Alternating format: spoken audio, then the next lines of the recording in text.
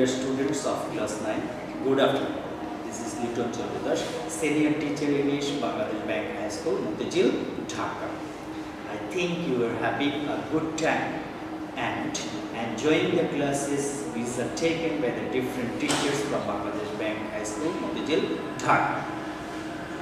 Dear learners, today I am going to discuss about tech questions. You know, already I have taken a class on this particular topic. So I think you have learned some rules how to make a tech question. Clear? So dear learners, let's start our today's class. Tech question. আমি আগেই বলেছি তোমাদের আমি এই বিষয়টার উপর একটা class করেছি। Tag question, what is tag question? আমাদের এই বিষয়টা কিন্তু জানতে হবে যে আসলে ট্যাগ কোশ্চেনটা কি। ট্যাগ কোশ্চেনটা হচ্ছে a short type of question which is used after a statement, মানে একটা স্টেটমেন্টের পরে আমরা যখন সংক্ষিপ্ত আকারে কোনো প্রশ্ন জুড়ে দিই সেটাকেই বলা হয় ট্যাগ কোশ্চেন। ক্লিয়ার? যেমন আমি যদি বলি you are a good student aren't you, clear, like this, এইরকম হচ্ছে ট্যাগ কোশ্চেন। তাহলে তোমরা বুঝে গেছো ট্যাগ কোশ্চেনটা কি। ট্যাগ কোশ্চেন হচ্ছে short type of question, a short type of question which is used after a statement. Clear? কোনো স্টেটমেন্টের পরে যখন সংক্ষিপ্ত আকারে কোনো প্রশ্ন জুড়ে দেওয়া হয়। ক্লিয়ার? আচ্ছা, তাহলে ট্যাগ কোশ্চেন আমরা শিখব কেন? Tag question actually used widely in spoken English. Understand? তাহলে স্পোকেন ইংলিশের ক্ষেত্রে আমরা যখন ইংরেজিতে কথা বলব তখন এই ট্যাগ কোশ্চেনটা ব্যাপকভাবে ব্যবহৃত হয়। ক্লিয়ার? তাহলে এই ট্যাগ কোশ্চেন আমরা যে ইউজ করব আসলে ইউজ করার উপকারিতাটা বা ট্যাগ কোশ্চেনটা আমরা কেন ইউজ করব, এটা আমরা অ্যাকচুয়ালি ইউজ করব যখন আমরা কোনো কারো এগ্রিমেন্ট পাওয়ার জন্য। ঠিক আছে, তুমি যে কথাটা বলছো বা আমি যে বলছি এটার উপর সম্মতি করার জন্য, অথবা কনফার্মেশনের জন্য, অথবা এক্সট্রা কোনো ইনফরমেশন পাওয়ার জন্য। ক্লিয়ার? এই তিনটা কারণ অ্যাকচুয়ালি ট্যাগ কোশ্চেন ইউজ করা হয়। কি কি? এগ্রিমেন্টের জন্য, মানে সহমত প্রত্যাশা করার জন্য, নাম্বার 2 ইনফরমেশন পাওয়ার জন্য, ঠিক আছে, আর 3 নাম্বার হচ্ছে কোনো কিছু কনফার্মেশনের জন্য যে ইয়েস ইউ আর রাইট, এরকম। ক্লিয়ার? তাহলে এই ট্যাগ কোশ্চেন আমরা যখন করব, ঠিক আছে, এই ট্যাগ কোশ্চেন যখন আমরা করব তখন আমাদের কিছু জিনিস মনে রাখতে হয় এবং কিছু জিনিসের উপর ভিত্তি করে ট্যাগ কোশ্চেনটা করতে হয়। Clear? Personally, I think this item is very easy to do. Clear? And this is a great opportunity for you to score marks in the exam if you learn this topic. Clear? তাহলে আমি যখন tag question করব তাহলে নিশ্চয়ই আমাকে কিছু method বা system follow করতে হবে। ক্লিয়ার? আমি কিভাবে করব দেখো, আমি এখানে লিখে রেখেছি পয়েন্টস টু বি নোটিসড। তুমি যখন ট্যাগ কোশ্চেন করবে তখন তোমাকে 3টা জিনিস মনে রাখতে হবে। Number 1, subject. তোমার যে সেন্টেন্সটা দেওয়া থাকে তার সেন্টেন্সটা তোমাকে সাবজেক্ট আইডেন্টিফাই করতে হবে। ক্লিয়ার? তাহলে আমরা দেখলাম যেই সেন্টেন্সটা দেওয়া থাকবে তার সাবজেক্ট কিন্তু তোমাকে চিনতে হবে। দেন তোমাকে ওই সেন্টেন্সের অক্সিলিয়ারি ভার্ব আর মেইন ভার্ব এই দুইটা, আর 3 নাম্বার হচ্ছে ওই সেন্টেন্সটা পজিটিভ নাকি নেগেটিভ, মানে অ্যাফার্মেটিভ নাকি নেগেটিভ। ক্লিয়ার? তাহলে দেখো আমার কি কি 3টা জিনিস সম্পর্কে ধারণা থাকতে হবে। সাবজেক্ট আইডেন্টিফাই করতে হবে, auxiliary verb or main verb, আর whether the sentence or statement is positive or negative. Clear? এই 3টা জিনিস তোমাকে চিনতে হবে। তাহলে আমরা এই ট্যাগ কোশ্চেনটা করতে পারি। আর এটা হচ্ছে মোস্ট ইম্পর্টেন্ট, যেটা অবশ্যই তোমরা মনে রাখবে। ঠিক আছে, অলরেডি তোমরা শিখেও গেছো। আই থিংক সেন্টেন্সটা যদি পজিটিভ হয় তাহলে কোশ্চেনটা হবে নেগেটিভ, আর সেন্টেন্সটা যদি নেগেটিভ হয় কোশ্চেনটা হবে পজিটিভ বা অ্যাফার্মেটিভ। ঠিক আছে, তাহলে একটা আর একটা অপোজিট, মানে বিপরীত। কোশ্চেনটা হবে কখন নেগেটিভ? যদি স্টেটমেন্ট হয় পজিটিভ, মানে সেন্টেন্সটা হয় পজিটিভ। আবার সেন্টেন্স নিজেই যখন নেগেটিভ, কোশ্চেনটা হবে পজিটিভ। ঠিক আছে? এই জায়গাটুকু ট্যাগ কোশ্চেন করার জন্য important. I think you will learn well this part. Clear? Okay, তাহলে এখন চলো আমরা ট্রাই করি। অ্যান্সারগুলো আমি লিখব। To tell a lie is a great sin. Clear? দেখো, এখন দেখো এই জায়গায় আমার সাবজেক্ট টু টেল আ লাই, মিথ্যা বলা, এটা হচ্ছে সাবজেক্ট। ক্লিয়ার? এই জায়গায় আমার ভার্ব হচ্ছে ইজ, মানে ইজটা বিভার টাইম ইনভার্ব হিসেবে এখন ইউজ আছে। তাহলে দেখো এখন আমি ট্যাগ কোশ্চেন করব। ট্যাগ কোশ্চেন যখন আমরা করব তখন দেখো এই ইজটা আমি লিখব এখানে। আমার কথা ছিল যে বাক্যটা যদি অ্যাফার্মেটিভ হয় কোশ্চেনটা হবে নেগেটিভ, তাহলে আমার কি হওয়ার কথা ইজ নট, কিন্তু ইজন্ট। সব সময় তোমরা মনে রাখবে এই জায়গায় যে ফর্মটা হবে সেটা হবে কন্ট্রাক্টেড। ক্লিয়ার? ফুল ফর্মে লেখা যায় না, মানে ইজ নট এটা লেখা যায় না, rather you should write isn't. Clear? Isn't it. এখন টু টেল এ লাই, মিথ্যা বলা, এটার পরিবর্তে কি ব্যবহৃত হয়েছে? ইট ব্যবহৃত হয়েছে। তোমরা মনে রাখবে যখন কোনো নাউন থাকে তখন তার পরিবর্তে কি বসে? প্রোনাউন বসে। ক্লিয়ার? এবং মনে রাখবে সব সময় সেটা সাবজেক্টিভ ফর্মে বসে। Clear? Not in objective form, rather in subjective it. তাহলে টু টেল এ লাই পরিবর্তে আসছে ইট, আর ইজ ইজন্ট। ক্লিয়ার? তাহলে আমরা ইজন্টটা পেয়ে গেলাম। তাহলে কিভাবে লিখতে হবে? Contracted form. 2 নাম্বারটা লিখব। Everybody loves flowers. এখন দেখো লাভস, সাবজেক্টটা হচ্ছে এভরিবডি। তাহলে আমার দুইটা জিনিস আমি লক্ষ্য করলাম, সাবজেক্ট এন্ড ভার্ব। 3 নাম্বার যেটা আমার দরকার ছিল যে বাক্যটা কি অ্যাফার্মেটিভ নাকি নেগেটিভ। দেখো বাক্যটা অ্যাফার্মেটিভ, কারণ নেগেটিভ অর্থ প্রকাশ করে এরকম কোনো ওয়ার্ড এখানে নেই। তাহলে লাভস, তাহলে আমরা এই জায়গায় কি ইউজ করব? ভার্বের সাথে এস বাই এস আছে। ক্লিয়ার? তাহলে ভার্বের সাথে যদি এস বাই এস থাকে তাহলে তো আমার কি ব্যবহার করার কথা? ডাজ। তারপরে কি ব্যবহার করার কথা? নট, মানে ডাজন্ট। এবার দেখো এভরিবডি, আমরা জানি এভরিবডি, নোবডি, সামবডি এগুলি যদি থাকে বা এভরিওয়ান, তার পরিবর্তে আমরা এখানে কি ব্যবহার করি? They use. এইবার এই দের সাথে ডাজন্ট যায়, কারণ সাবজেক্ট ভার্ব এগ্রিমেন্ট আমরা যখন করেছি দের সাথে কখনোই ডাজন্ট বসতে পারে না। তাহলে কি দাঁড়ায়? এখানে ভার্বের শেষে এস বা ইএস থাকা সত্ত্বেও আমরা এখানে ডাজন্ট ইউজ করতে পারি। ক্লিয়ার?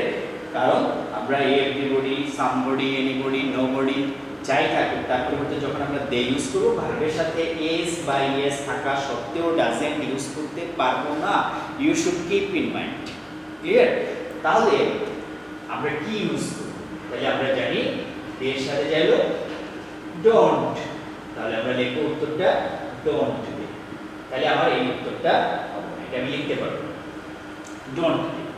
ঠিক একইভাবে যদি তোমার এখানে একটু বলে রাখি, যদি ইজ থাকে তাহলে সেটা আর হয়ে যাবে, যদি ওয়াজ থাকে সেটা ওয়্যার হয়ে যাবে, যদি হ্যাজ থাকে সেটাতে হ্যাভ হয়ে যাবে। Clear?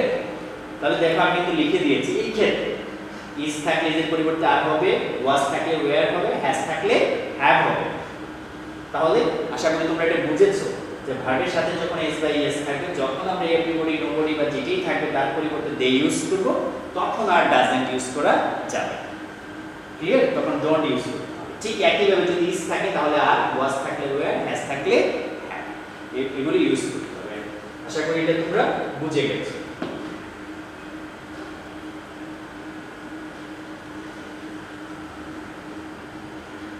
Let's become patriots. Let's. This is the contracted form of let us. ঠিক আছে? আমরা যখন let us লিখি ঠিক এটারই contracted form হচ্ছে let's. Let's become patriots. Clear? তোমরা সবাই জানো এটা লেটস থাকলে শ্যাল হয়। আমি যখন ফার্স্ট ক্লাসটা করি এই ট্যাগ কোশ্চেনের উপর তখন তোমাদের আমি শিখিয়েছিলাম যে লেট আস অর লেটস যেটাই থাকুক শ্যাল মনে রাখতে হবে। ক্লিয়ার? এটা তোমরা মনে রাখবে যে লেটস অর লেট আস যেটাই থাকুক উত্তরটা হবে শ্যাল। ক্লিয়ার? এখন তোমাদের মনে প্রশ্ন জাগতে পারে স্যার যদি এখানে আজ বাদে অন্য কিছু থাকে, হ্যাঁ ইয়েস থাকতে পারে। ক্লিয়ার? তাহলে কি হবে সেই ক্লুটা আমি তোমাদেরকে এখন দিয়ে দিচ্ছি। ধরো লেট আস এরকম আছে, let them go in, okay, let them go in, এটা কিন্তু আস নেই। এরকম অনেক অবজেক্ট থাকতে পারে। let us, এই আস বাদে যে কোনো অবজেক্ট থাকবে তখন তোমরা তার পরিবর্তে লিখবে will। ক্লিয়ার? তাহলে পাশাপাশি তোমরা এটা শিখে নিবে লেটের পরে যদি আস থাকে তাহলে শ্যাল, আর যদি আস বাদে অন্য কোনো অবজেক্ট থাকে তাহলে will। ক্লিয়ার? এটা কিন্তু শিখতে হবে। ক্লিয়ার? এবার দেখো চতুর্থটা, the idle always lag behind, the idle always lag behind means পিছিয়ে পড়া। This is the phrasal verb. The idle always lag behind. অলসরা সবসময় পিছিয়ে। ক্লিয়ার? তাহলে আমরা কি লিখব? lag behind পিছিয়ে পড়া। তোমরা যখন কোনো phrasal verb পাবে, ক্লিয়ার, তখন যে প্রথম অংশটা থাকবে অ্যাকচুয়ালি সেটাই দেখে বুঝতে পারবে কোন ফর্মে আছে। ক্লিয়ার? যেমন ধরো look for, এটা কিন্তু একটা phrasal verb। ওকে, তাহলে এই লুক দেখেই কিন্তু আমাকে বুঝতে হবে এটা কোন ফর্মে আছে। এখন অ্যাকচুয়ালি তোমাদের মনে হতে পারে what is a phrasal verb? Clear? phrasal verb কি আমি বলে দিচ্ছি।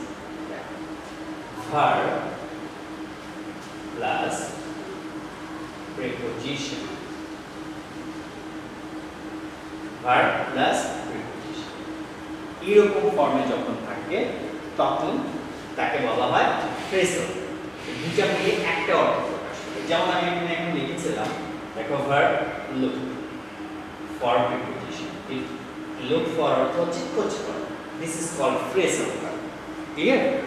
এরকম তোমার অনেক আছে, যেমন lag behind পিছিয়ে পড়া, ঠিক আছে, behind মানে preposition। ক্লিয়ার? তাহলে এটা একটা phrasal verb। ওকে, তাহলে আমরা জানলাম phrasal verb কি। phrasal verb হচ্ছে verb plus preposition, এই দুইটা মিলে যখন একটা অর্থ প্রকাশ করে। এরকম যখন phrasal verb থাকবে তখন কিন্তু তোমার যে ভার্বটা এটা দেখেই বুঝতে হবে অ্যাকচুয়ালি এটা কোন ফর্মে আছে। the idle always lag behind, তাহলে এটা প্রেজেন্ট ফর্মে আছে। কেন? যখন কোনো auxiliary verb or helping verb থাকবে না তখন কিন্তু তোমাকে ভার্ব দেখে, যেটা মেইন ভার্ব, এটা দেখেই বুঝতে হবে ডু বসবে না ডিড বসবে না ডাজ বসবে। আমরা যখন ফার্স্ট ক্লাসটা করি তখন কিন্তু আমি তোমাদের বলেছিলাম কখন ডু বসে, কখন ডিড বসে, কখন ডাজ বসে। যখন V1 থাকে তখন ডু, যখন V1 plus S or ES থাকে তখন ডাজ, আর যখন V2 তখন হলো ডিড। ঠিক আছে? V1 means the base form of verb R V2 means past form of verb. Clear? তখন যখন V1 থাকবে তখন do, V1 এর সাথে SVS থাকলে does, V2 থাকলে did. This is the present form or base form. তাহলে আমরা কি ব্যবহার করব? don't. কেন don't ব্যবহার করব? Because এখানে কোনো নেগেটিভ অর্থ প্রকাশ করে এমন কোনো কিছু নাই। এখন প্রশ্ন হলো এইটার পরিবর্তে, এই নাউনটার পরিবর্তে এখানে আমরা কি প্রোনাউন ইউজ করব? ক্লিয়ার? এখন দেখো আমি তোমাদেরকে নিয়মটা শিখিয়ে দিচ্ছি তোমরা কি ইউজ করবে। এই স্ট্রাকচারটা তোমরা মনে রাখবে। The plus adjective. ক্লিয়ার? এরকম যদি থাকে তখন এই ক্ষেত্রে তোমরা দে ইউজ করবে। ক্লিয়ার? কারণ এটা একটা জাতিকে বোঝায়, মানে একই গ্রুপের সবাইকে বোঝায়, তাই সকল অলসকে বোঝায় in general. Clear? The adjective, the plus adjective তখন they use, তাহলে the idle always lag behind, don't। ঠিক আছে? এরকম তোমরা অনেক পেতে পারো। the poor, ঠিক আছে, the rich, the brave, সব অ্যাডজেক্টিভ তাই এগুলোর পরিবর্তে দে বসবে। কিন্তু দেখো আবার যদি এরকম লেখে the rich man তখন আর কিন্তু হবে। এবার দেখো তারপর একটা নাউন চলে আসছে, তখন কিন্তু হি হবে the rich man, that means হি হবে। মনে রাখো দা প্লাস অ্যাডজেক্টিভ শুধুমাত্র এটুকু থাকলেই দে বসবে। ক্লিয়ার?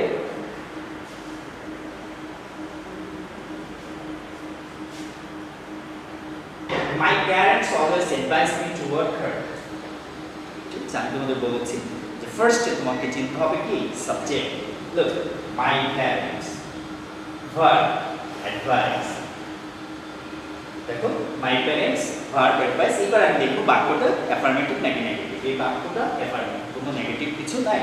তাহলে মাই প্যারেন্টস এটার পরিবর্তে বসবে my parents, that means plural they, advise এটা হচ্ছে প্রেজেন্ট ফর্ম, তাহলে হবে don't they.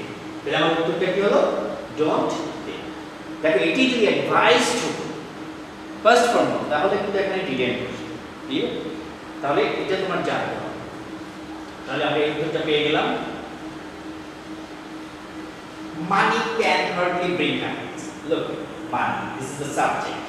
Okay? Subject. Can, auxiliary. যখন auxiliary verb থাকে তখন আর তোমার মেইন ভার্বের দরকার। ঠিক আছে? আমরা auxiliary দিয়ে ট্যাগ কোশ্চেনটা তৈরি করি। Is our auxiliary, you know? Auxiliary verb. You know, can is a model auxiliary. Clear? Hardly. এটা নেগেটিভ অর্থ প্রকাশ করে। এরকম অনেকগুলো শব্দ আছে যেগুলো নেগেটিভ অর্থ প্রকাশ করে। আমি বলে দিচ্ছি তোমাদের। Hardly, seldom, scarcely, rarely, clear? Never.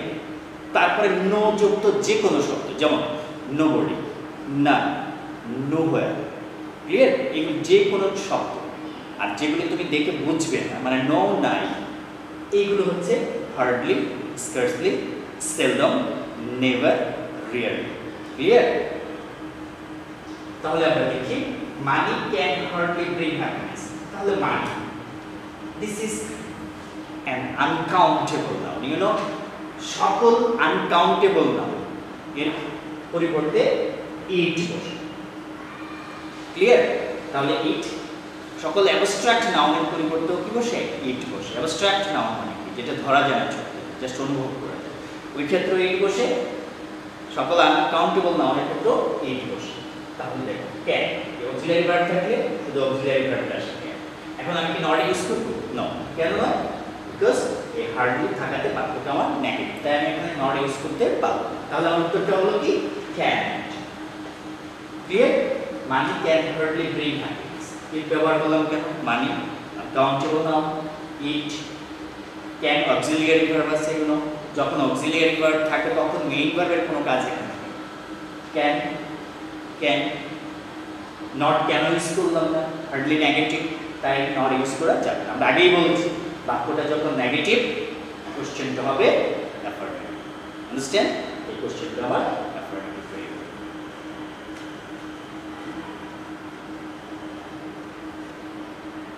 Shopna has little knowledge about computer. Subject Shopna has. Clear? এই to have বাক্যটা এখানে মেইন ভার্ব হিসেবে ব্যবহৃত হয়েছে। Little knowledge. ওকে? উপরে যখন আমি সেলডম হার্ডলি স্কার্সলি বলছিলাম তখন কিন্তু আমি লিটল আর ফিউর ব্যাপারে কথা বলিনি, বিকজ আমি দেখেছি যে পরের সেন্টেন্সটা লিটল আছে। এবার একটু তোমরা মনোযোগ দিয়ে শুনবে। এখানে হ্যাজ আছে, has, Swapna she. Clear? Has she, কিন্তু আমি নট ইউজ করব। আমি যখন উপরে বলেছি তখন আমি লিটল কথা বলিনি নাকি? হ্যাঁ, একটু শুনে নাও। লিটল এবং few negative. Clear? At the same time, you have to keep in mind that যদি এই লিটল বা ফিউর আগে আর্টিকেল থাকে, article plus little or few তাহলে কিন্তু এটা পজিটিভ অর অ্যাফার্মেটিভ। আর্টিকেল যদি থাকে তারপরে যদি ইন্টিজার ফিল্ড থাকে তখন এটা পজিটিভ, তখন কিন্তু নেগেটিভ হবে না, মাইন্ড। তাহলে এখন দেখুন এখানে কি আর্টিকেল ছিল? না, আর্টিকেল নাই। আর্টিকেল না থাকলে কি হবে? নেগেটিভ। এই জন্য আমি এখানে নট দিব নো, কারণ বাক্যটা নেগেটিভ থাকে, প্রশ্নটা হবে পজিটিভ অর অ্যাফার্মেটিভ। দেখো, আশা করি এটা বুঝেছো।